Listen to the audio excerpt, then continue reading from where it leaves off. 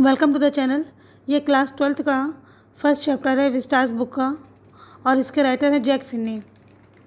ये इस चैप्टर का सेकंड पार्ट है। फर्स्ट पार्ट हम लोगों ने लास्ट वीडियो में कवर किया था और वहाँ जो स्टोरी हम लोगों ने एंड की थी वो जब राइटर खो जाता है सेंट्रल ग्रांड में।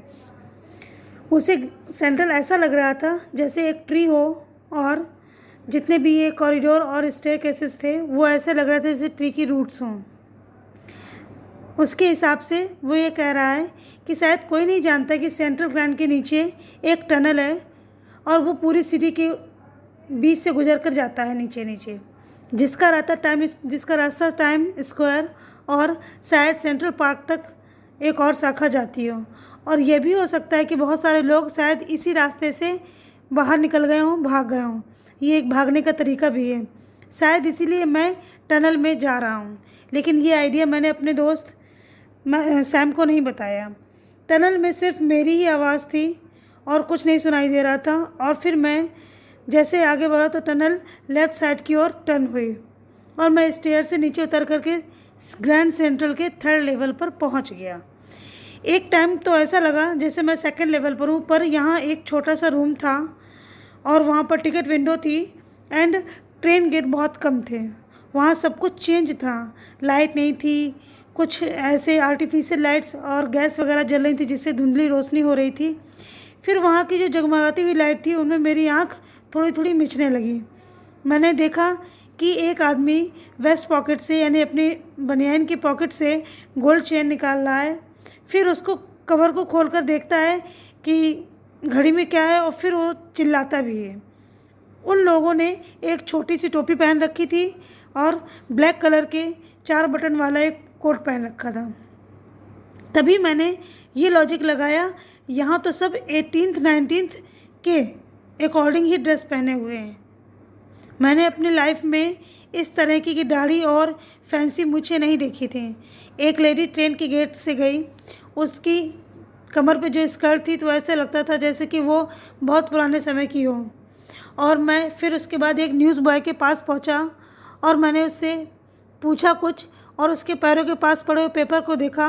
वो पेपर था द वर्ल्ड और उसे कई सालों से पब्लिश नहीं किया गया था। उसमें जो मेन न्यूज़ थी वो ये थी कि प्रेसिडेंट क्लीवलैंड की थी।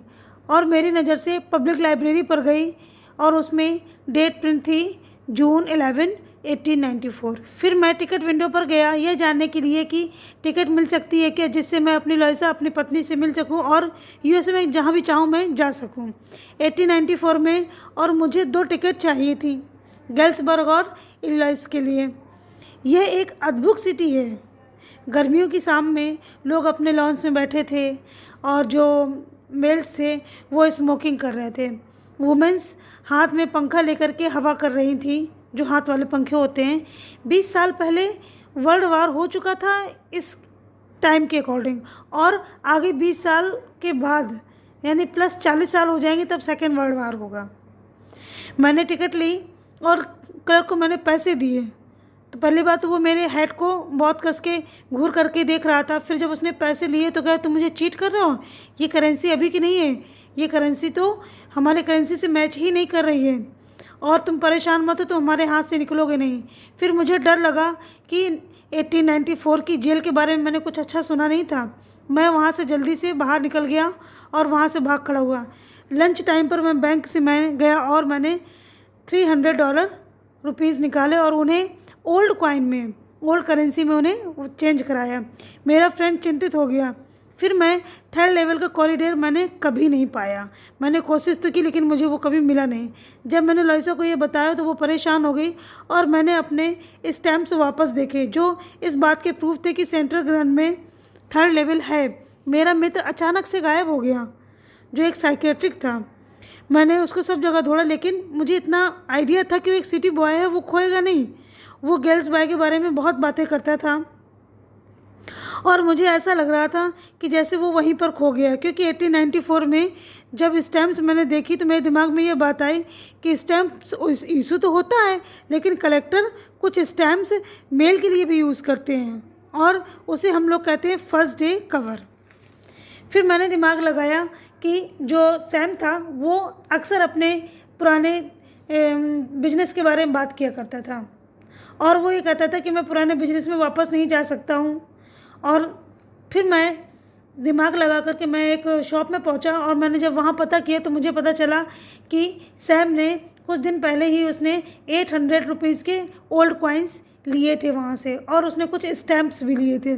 फिर मेरा इरादा पक्का हो गया, लेकिन मुझे इतना पक्का था कि वो पुराने बिजनेस में नहीं जा सकता है।